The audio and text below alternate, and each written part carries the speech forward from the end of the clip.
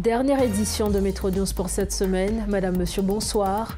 Merci de suivre Télémétropole à l'heure de Métro News. À la une de ce vendredi 24 janvier, le gouvernement haïtien a dépensé 3,8 millions de dollars pour préparer la visite du président colombien Gustavo Petro à Jacmel. Certains estiment que cette somme aurait pu être mieux utilisée pour répondre aux besoins urgents du pays. Le président du CPT, Leslie Voltaire, se rendra bientôt en France et au Vatican pour une visite officielle. Au programme des rencontres avec le président français Emmanuel Macron et le pape François, où la crise haïtienne sera au cœur des discussions.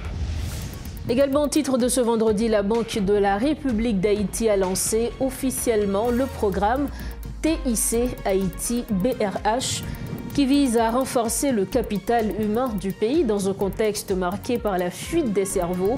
Cette initiative bénéficie de la collaboration de plusieurs universités haïtiennes.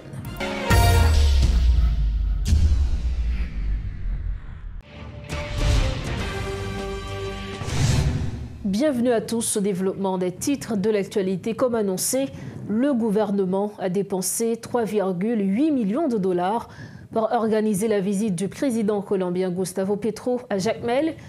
Alors que le pays fait face à une grave crise sécuritaire et humanitaire, de nombreux citoyens estiment que cette somme aurait dû être utilisée pour renforcer la sécurité et venir en aide aux déplacés. À quoi servait cet argent? Existe-t-il un risque de mauvaise gestion des fonds? Le porte-parole de la présidence, Jacques Ambroise, est avec nous ce soir sur le plateau pour en parler. Monsieur Jacques Ambroise, bonsoir, bienvenue à Métropole. Bonsoir Madame Barthélemy, bonsoir à tous les téléspectateurs, téléspectatrices de Métropole. Et c'est toujours un plaisir d'être avec vous et je suis prêt à répondre à vos questions. Merci encore d'être avec nous sur ce plateau. Alors, l'actualité qui a dominé la semaine, c'est la visite du président colombien Gustavo Petro. Et en termes de préparatifs justement à cette visite, 3,8 millions de dollars ont été alloués aux préparatifs. Certains observateurs se posent des questions quant à l'utilisation de ce fonds pour accueillir le président colombien Gustavo Petro. Qu'est-ce qu'aujourd'hui vous leur répondez? Maintenant, ce que je dois dire tout d'abord, c'est de remercier le président Petro. En dépit des difficultés qu'il y a chez lui, il a fait le déplacement pour venir en Haïti. Sa visite nous a prouvé combien Haïti compte pour lui et combien c'est important parce que c'est ce qu'on peut appeler un vrai ami. Il est là. On a besoin des amis, c'est quand on en a grand besoin. Et le président Petro, dans son discours, il a dit comment il est prêt pour aider Haïti, comment il est prêt de collaborer, de coopérer avec Haïti. Pas d'aider Haïti, mais de coopérer avec Haïti parce que Haïti, c'est une terre de liberté.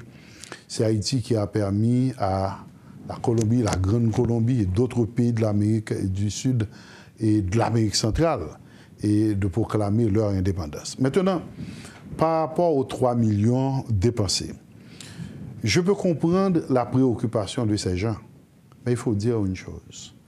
Quand on veut gagner gros, il faut investir. Et il faut investir gros parfois.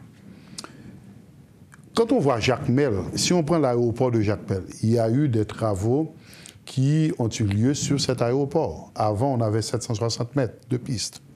Et maintenant, on a 1000 mètres de piste. Et l'avion militaire qui a amené le président colombien à Jacmel, c'est un avion qui,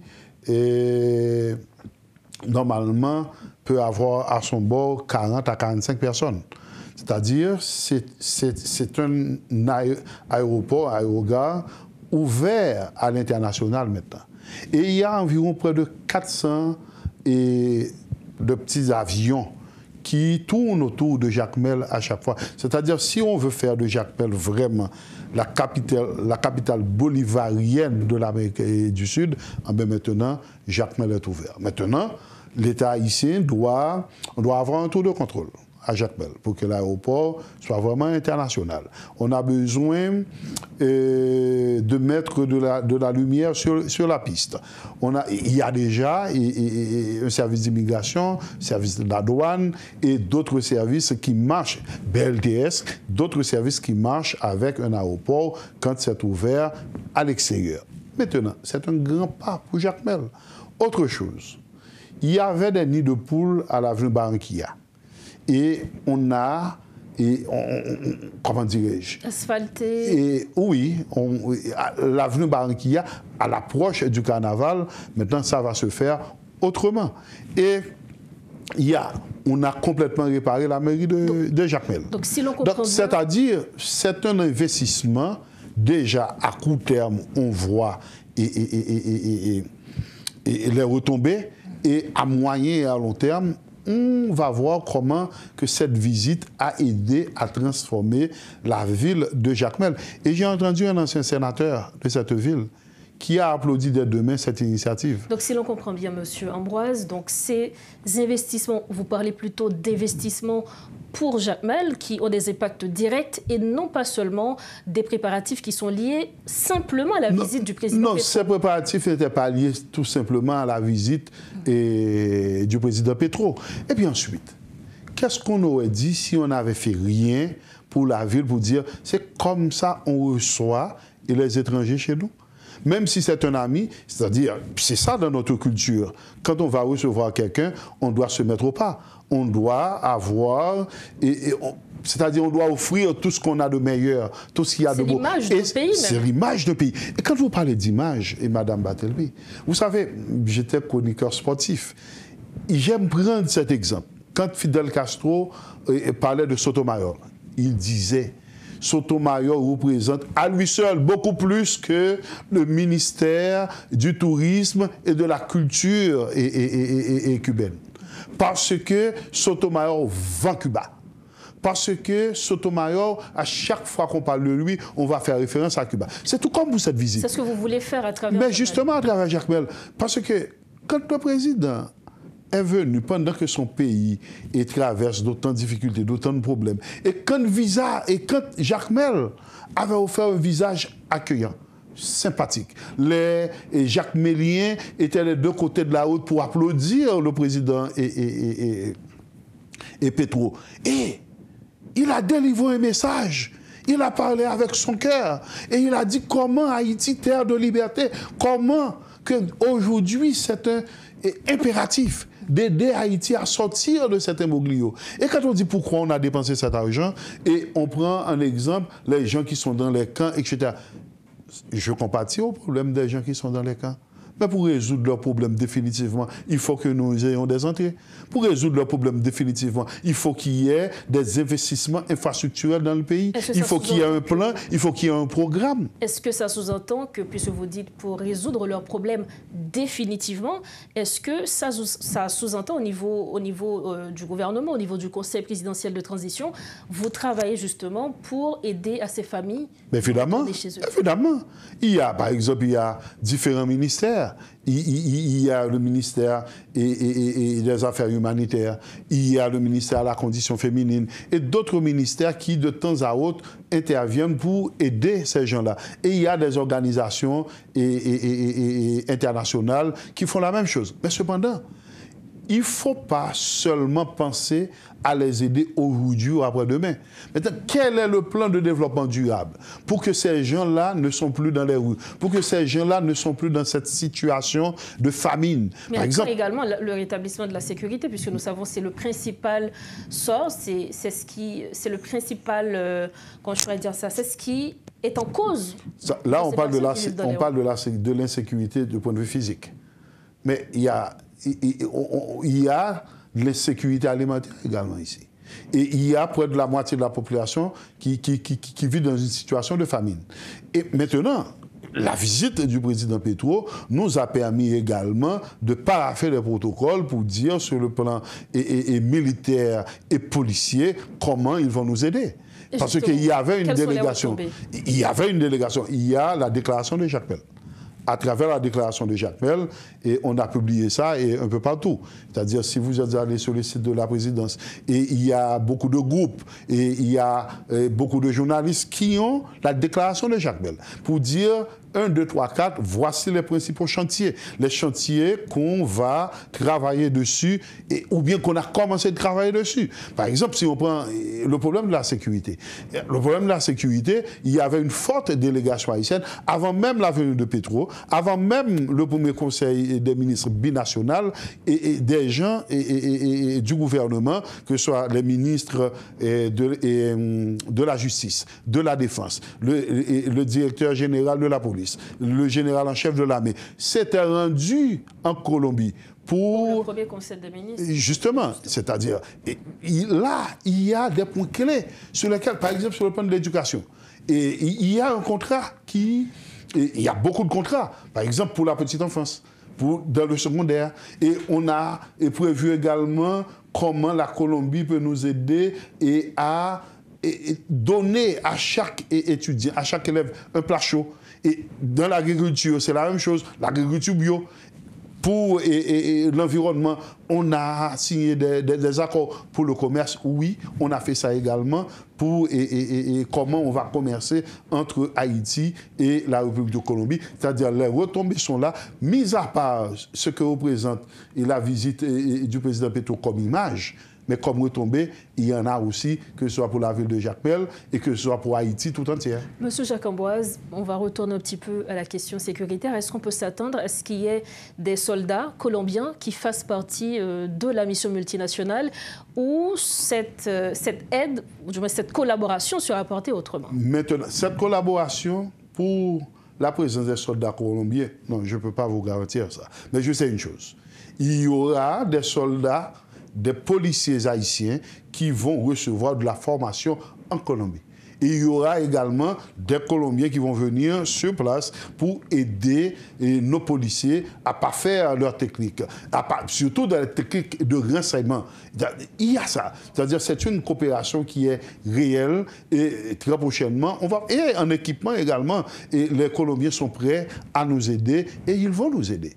Autre point, et vous l'aviez évoqué tout à l'heure, vous nous aviez dit qu'en termes de collaboration, notamment sur le plan environnemental, si je ne m'abuse, en termes de commerce également, d'échanges, est-ce que cela sous-entend que le Conseil présidentiel de transition aujourd'hui, puisque nous savons que Haïti dépend presque de la République dominicaine, est-ce qu'aujourd'hui on pourra très prochainement avoir une collaboration avec la Colombie afin que les échanges puissent se faire entre Haïti et la Colombie et non entre Haïti et la République dominicaine? Si on avait les moyens, on pouvait commencer dès demain, parce que la Colombie est prête. D'ailleurs, les échanges, on a déjà des échanges avec la République dominicaine. Je vais prendre un exemple. Et le premier conseil binational a eu lieu à Guajira, à la République dominicaine. Et d'après les chiffres, on a vu sur le plan commercial que la République dominicaine a un chiffre d'affaires de près de 600 millions de dollars par année avec la République de Colombie. Et Haïti, on n'a que 65 millions de dollars de commerce avec cette île. Et avec Guajira. Et Guajira qui est à peu près 1h30, 38-40 minutes en avion depuis la ville du Cap-Haïtien. Maintenant, alimenter son peuple, c'est un acte de souveraineté nationale. On ne peut pas toujours continuer à dire qu'on va importer de tel ou tel pays, même si aujourd'hui on est conscient, parce qu'il y a des problèmes qu'on doit résoudre immédiatement, commercer avec la Colombie, ce serait mieux pour nous, Haïtiens, et avec des produits de meilleure qualité à de meilleurs coûts. Il faut faire ça. Et c'est là que la coopération est importante. Ils vont nous aider également à produire bio, c'est-à-dire faire, parce que Haïti, et aujourd'hui on parle de l'énergie verte, mais il faut également une production alimentaire bio. Et là, ils ont des techniques, ils sont très avancés, ils sont prêts à partager ces techniques avec nous.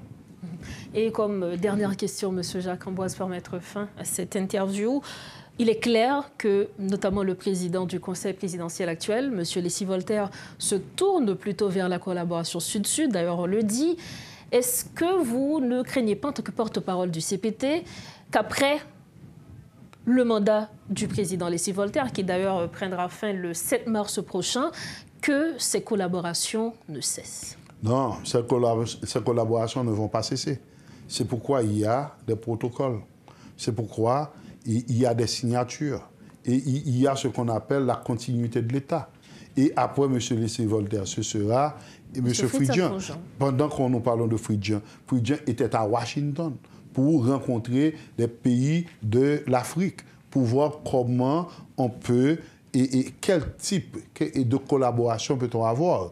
Et en même temps, parler avec la BID et la Banque mondiale.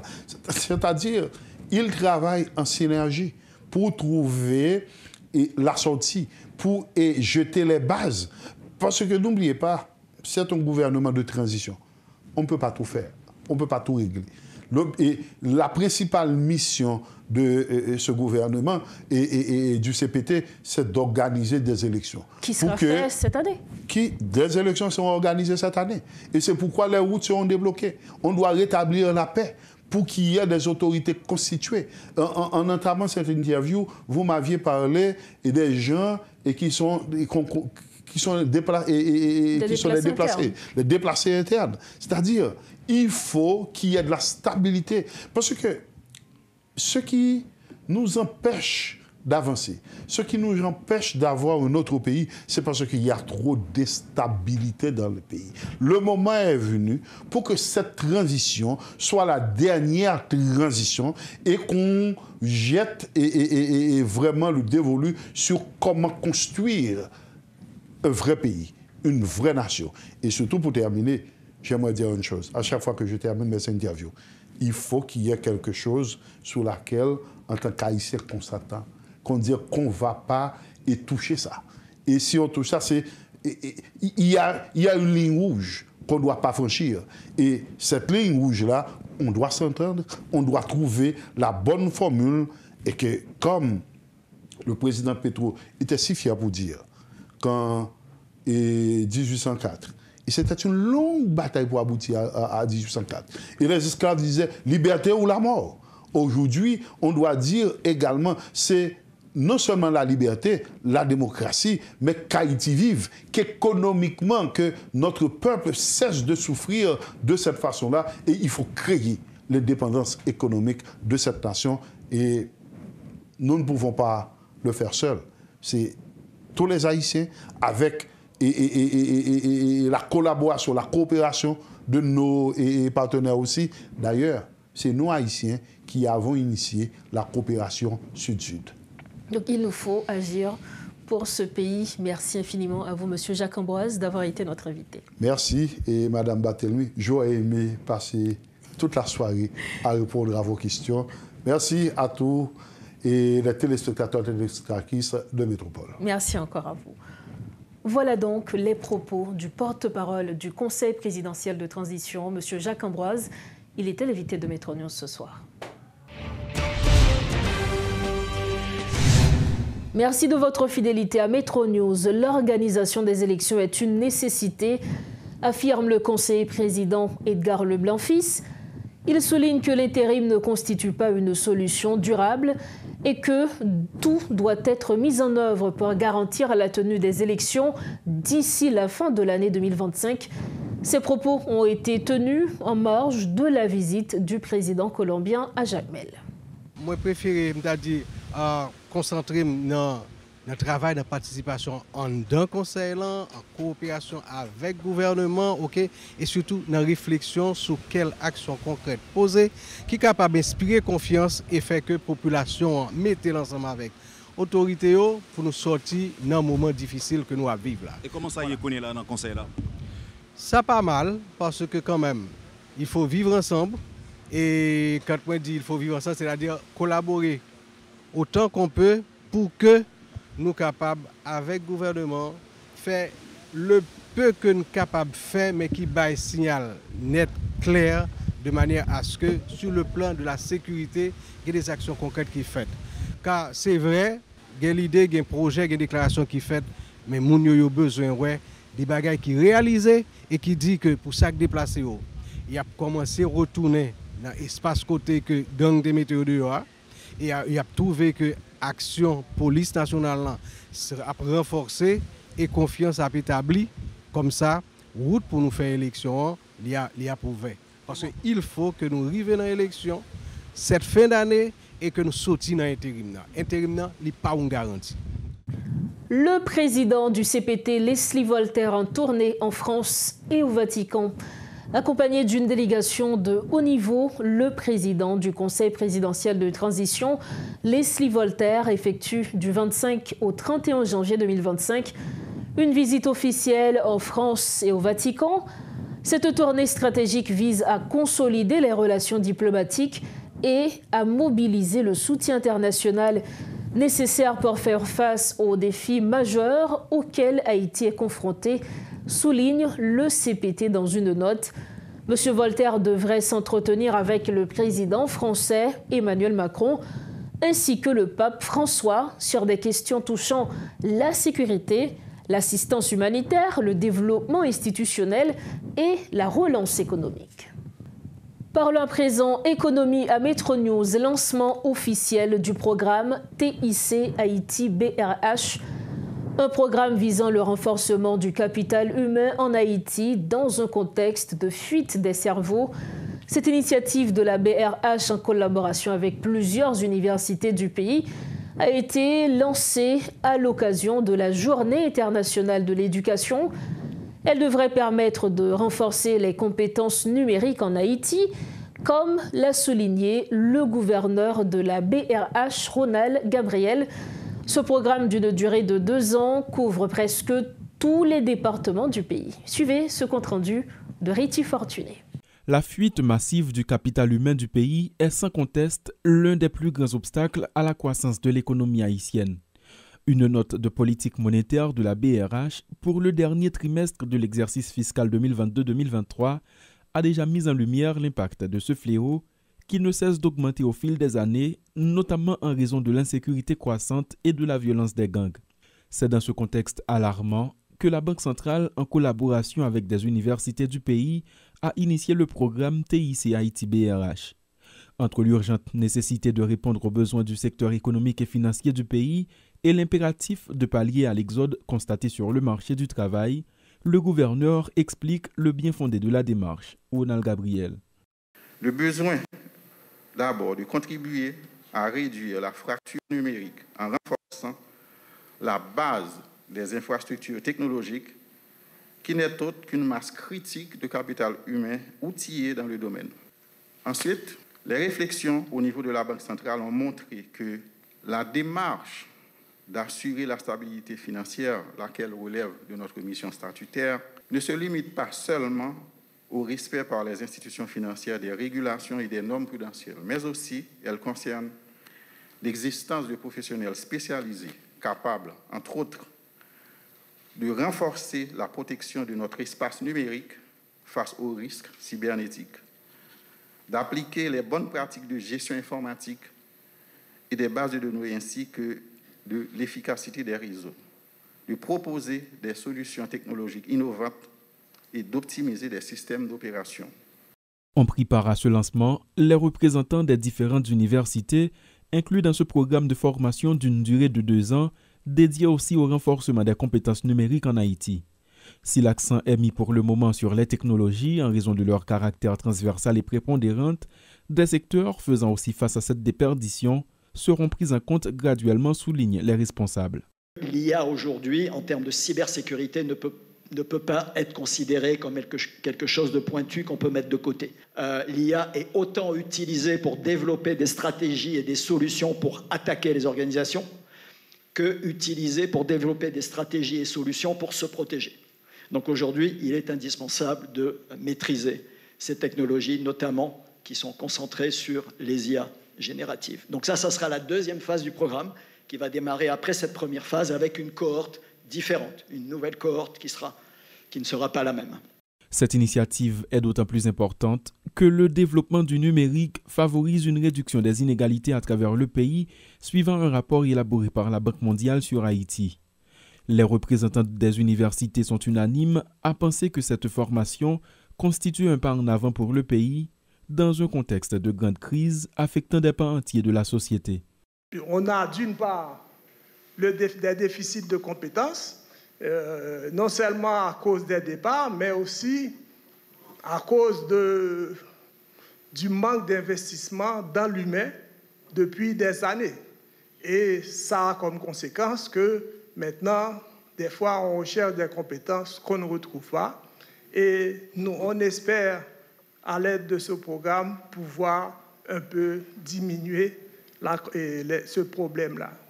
Près de 200 admis originaires d'une dizaine de communes du pays participeront à cette formation visant à leur permettre de développer des compétences numériques.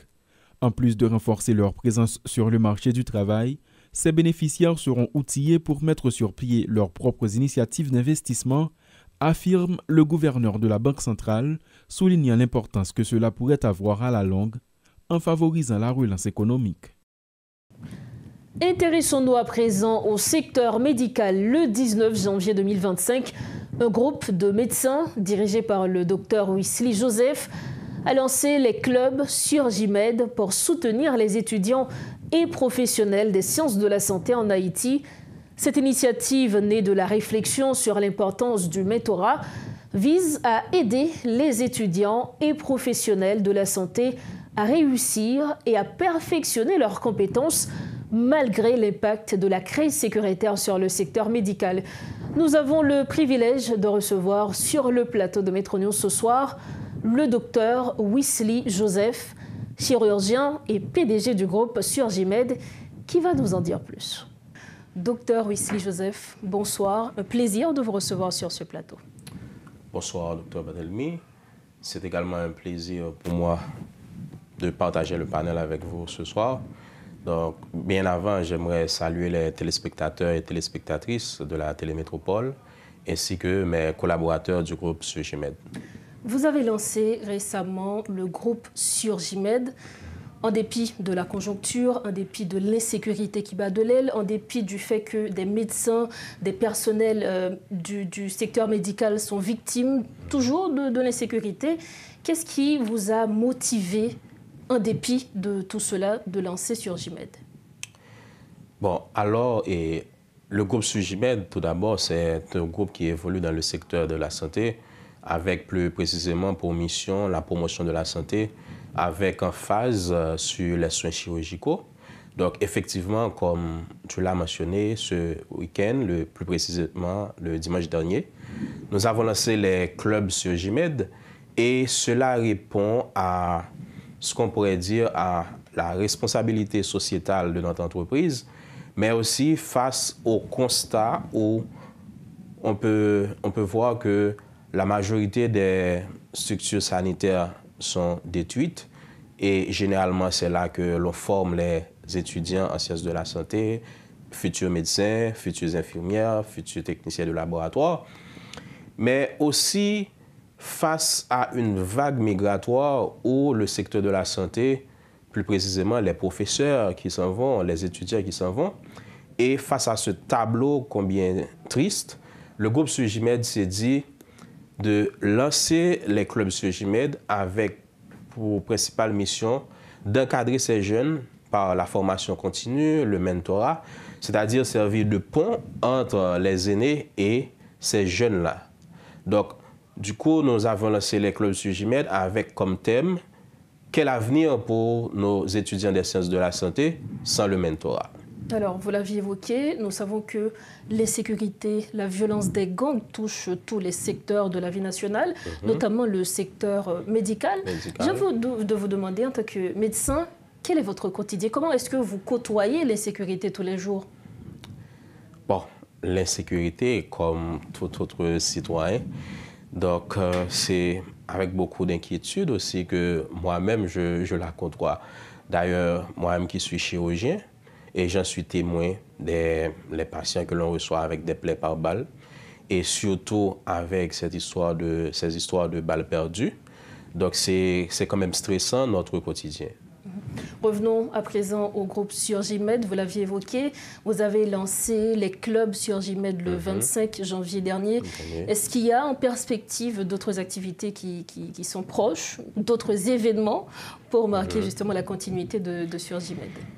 Bien sûr, lancer les clubs Surgimed, c'est déjà un grand pas vers le futur, mais aussi la continuité. Donc c'est quelle option, quelle voie prendre après avoir lancé ces clubs-là. Déjà comme activité qui se profile à l'horizon, je pourrais mentionner quand bien même au mois de mars pour la Journée internationale des droits de la femme, où nous comptons lancer, encore mettre en valeur les femmes qui évoluent dans le secteur de la santé, que ce soit les étudiants, les jeunes professionnels, les femmes plus précisément comme c'est dit. Et comme autre activité qui se profile également à l'horizon, nous avons ce qu'on appelle le génie médical, que le groupe Surgimed compte bien lancer pour promouvoir l'excellence académique et voir comment on peut tenir ces étudiants-là sur les prérequis, les connaissances et les compétences qu'il faudra. Docteur Wesley Joseph, merci infiniment d'avoir été avec nous sur ce plateau. Je vous en prie et c'est à moi de vous remercier, Madame Berline. Merci. Merci encore. Voilà donc les propos du docteur Wesley Joseph, chirurgien et également PDG du groupe Surgimed. Il était notre invité ce soir. Autre dossier, convocation pour tous les policiers de la commune de Delma. Dans une note officielle émise le 23 janvier 2025, le commissaire principal du commissariat de Delma, Mathias Jean-David, convoque l'ensemble des policiers de la juridiction. Cette convocation, qui concerne tous les grades, ordonne aux agents de se présenter à leurs bases respectives à partir du vendredi 24 janvier 2025, dès 6 h du matin jusqu'à nouvel ordre. Cette décision prise sur instruction du directeur général vise à garantir la paix et la tranquillité publique face aux menaces auxquelles la juridiction de Delma est actuellement confrontée. La note insiste sur la rigueur du contrôle des présences des agents. Nous refermons la page nationale de ce journal en immigration. En 2024, le Gard a recueilli près de 215 000 déportés. Le groupe d'appui aux rapatriés et aux réfugiés annonce avoir accueilli en 2024, à travers les points frontaliers officiels, 214 898 déportés arrêtés sur le territoire dominicain lors de contrôles migratoires et refoulés à la frontière, dont 154 593 hommes, 43 194 femmes, 6 900 filles et 10 211 garçons. Le Gard dénonce les traitements subis par les personnes déportées et appelle la communauté internationale à exiger des autorités dominicaines le respect des conventions internationales relatives aux déportations. Nous arrivons au terme de la dernière édition de Métro News pour cette semaine. Avant de partir, le rappel des principaux titres qui dominent l'actualité de ce vendredi 24 janvier 2025. Le gouvernement haïtien a dépensé 3,8 millions de dollars pour préparer la visite du président colombien Gustavo Petro à Jacmel. Certains estiment que cette somme aurait pu être mieux utilisée pour répondre aux besoins urgents du pays. Le président du CPT, Leslie Voltaire, se rendra bientôt en France et au Vatican pour une visite officielle. Au programme des rencontres avec le président français Emmanuel Macron et le pape François, où la crise haïtienne sera au cœur des discussions. Et puis la Banque de la République d'Haïti a lancé officiellement le programme TIC Haïti BRH, qui vise à renforcer le capital humain du pays dans un contexte marqué par la fuite des cerveaux. Cette initiative bénéficie de la collaboration de plusieurs universités haïtiennes. Voilà ce qui met fin à notre dernière édition de Métro News pour cette semaine. Merci infiniment à chacun de vous de votre attention et surtout de votre confiance. Merci également à toute l'équipe qui a rendu possible cette édition.